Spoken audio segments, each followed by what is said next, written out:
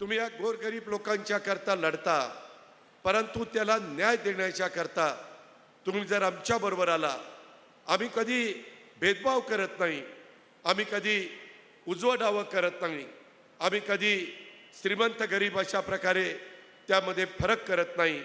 सर्व एक माणुसकीच्या नात्याने सर्वांना बरोबर घेऊन कसं जाता येईल हे महापुरुषांनी सांगितलेला विचार, याच विचारांनी आमचं सगळ्यांचं काम चाललेलं आहे.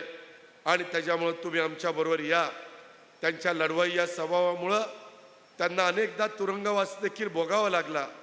त्यांच्या येण्यामुळं जसं मगाशी अनिल भाईदास म्हणाले की बाबा जळगाव, धुळे, नंदुरबार आणि महाराष्ट्रातल्या इतरही भागात, गुजरातच्या भागात राष्ट्रवादी काँग्रेस पक्षाला निश्चित बळ मिळणार आहे. प्रतिभाताई शिंदे यांचं राष्ट्रवादी काँग्रेस पक्षात त्यांच्या असंख्य कार्यकर्त्यांच्यासह, सरपंचाच्यासह, प्रमुख मान्यवरांच्यासह मी मनापासून स्वागत करतो. तुम्हाला अशा प्रकारची कधी मनामध्ये खंत येणार नाही की आपण या दिवशी घेतलेला जळगावचा निर्णय कुठंतरी चुकला का काय. अशा प्रकारची परिस्थिती मी भुजबळ साहेब, नरहरी झिरवाळ, अनिल भाईदास पाटील, माणिकराव कोकाटे किंवा राष्ट्रवादी काँग्रेस पक्षाचे कुठलेही आमचे सहकारी तुमच्यावर येऊ देणार नाही. आज तुम्ही बोलत असताना अनेक प्रश्न तुम्ही या ठिकाणी मांडले. बरीचशी जनता मोठ्या आशेने इथं आलेली आहे. उत्तर महाराष्ट्रातले प्रश्न सोडवण्याच्या करता तुम्ही सांगितलं MIDCला चालना द्या. आजच ताई मगाशी आम्ही सगळ्यांनी बैठक घेतली.